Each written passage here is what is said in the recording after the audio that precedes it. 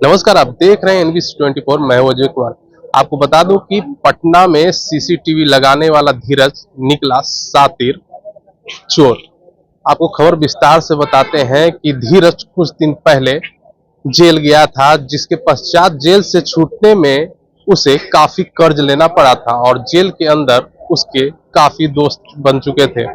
जब धीरज जेल से छूटता है और कर्ज में डूब जाता है, जिसके पश्चात वह धीरज जहां जहां सीसीटीवी कैमरा लगाया करता था वहां वहां रेकी करता है और रेकी करने के बाद वह उस घरों में डाका डालता है।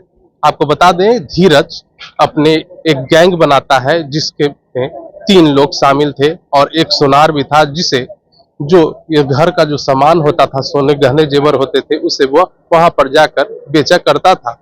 बहरहाल आपको बता दें कि इस पर सेंट्रल वैभव शर्मा पीसी के दौरान क्या कुछ बयान दे रहे हैं, जरा देखें। कल्पना कुमारी पति अमित कुमार, जो कि बेसिकली एजी कॉलोनी के रहने वाले थे, शास्त्री नगर। उनके यहाँ पर घर का ताला तोड़ के काफ़ी अमाउंट में सोने के आइटम और कुछ पैसा चुरा लिया गया था। इसमें मेनली 2 गले की चेन थी, 5 अंगूठियाँ, 2 मंगलसूत्र, 2 छोटा चेन, कान के टॉप्स, झुमका वगैरह थे। इस सापेक्ष में शास्त्री नगर थाना कांड संख्या 1014 19 तारीख को दर्ज किया गया। इस केस की गंभीरता को देखते हुए टीम बनाई गई और टेक्निकल एविडेंस और मैनुअल इन्वेस्टिगेशन के थ्रू हम लोगों ने उन लोगों को चिन्हित किया। इसमें जो मास्टरमाइंड प्रकाश में आया वो है धीरज कुमार। ये पिता का नाम है महेंद्र शर्मा। ओरिजिनली ये भोजपुर का रहने वाला है और अभी जयप्रकाश नगर राजीव नगर में रह रहा था। ये जनवरी में पत्रकार नगर के केस में जेल गया था और वहीं पर इसकी दोस्ती इस केस के दूसरे अभियुक्त आशीष जेम्स उर्फ आशु पीटर से हुई थी।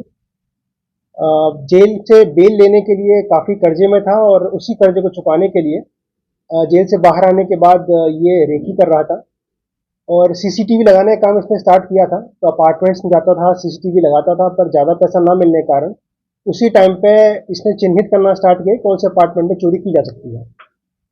इन लोगों के पास बाइक वगैरह नहीं थी, तो इसीलिए इन्होंने अपने तीसरे साथी आदित्य सोनी का हेल्प लिया। आदित्य सोनी उर्फ आदि, पिता का नाम स्व संजीव सोनी, ये नेपाली नगर राजनगर के रहने वाले हैं। इसकी संलिप्तता यहाँ पर बाइक के थ्रू और साधन उपलब्ध कराने में रही। इसने इन लोगों को बाइक दिया और इन लोग साथ में मिलकर रात में घटना को अंजाम दिए और इसके बाद जो इनके पास सोने का आइटम आया, इन्होंने सुमित्रा ज्वेलर के मालिक शशिकांत रवि के पास इसको बेचा और जो मैक्सिमम सोने का आइटम था उसको गलाकर इन लोगों ने 50 ग्राम की सोने की चेन बनवाई, जो हमने आप लोगों को दिखाई। इस पूरे केस में इन्वेस्टिगेशन के दौरान कुल 4 लोगों की गिरफ्तारी की गई है। वह इस केस में प्रयुक्त एक पल्सर मोटरसाइकिल और एक स्कूटी इसको बरामद किया गया है।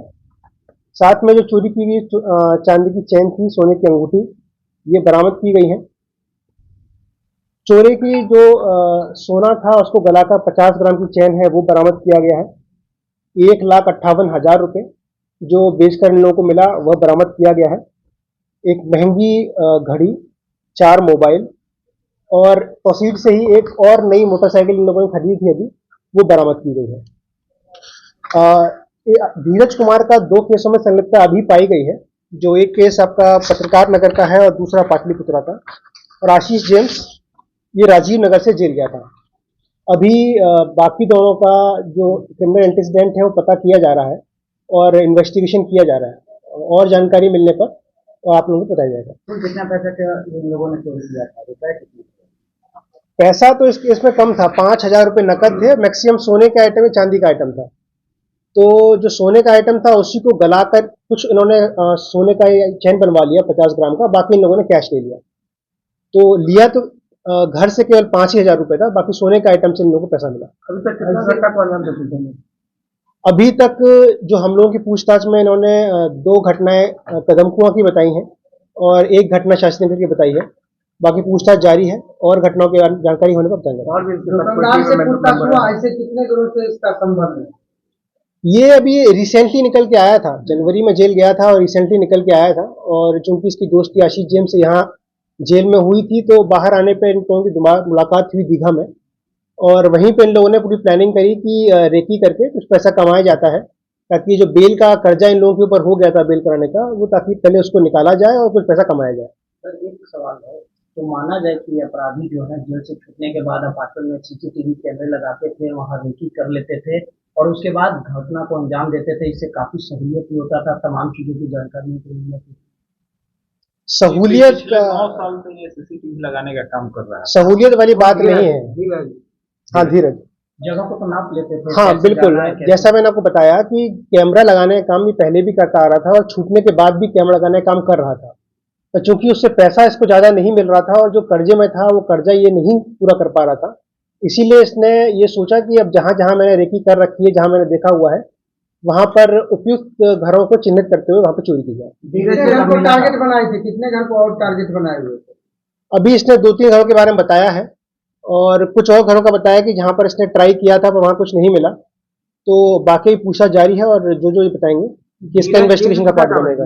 जाहिर सी बात है कि सेंट्रल एसपी वैभव शर्मा ने बताया है कि जो धीरज था कर्ज में आ गया था, जिसके पश्चात पिछले 9 सालों से धीरज सीसीटीवी कैमरे का काम किया करता था, लेकिन सीसीटीवी कैमरे का काम करने के दौरान उसे उतनी पैसे नहीं आ पाता था जो कि वो अपना घर बार चला पाए, जिसके पश्चात उसे ख्याल आता है कि अब जहां जहां वो उस घरों में जहां सीसीटीवी कैमरे लगाया करता था वहां डकैती यानी कि चोरी की जाए।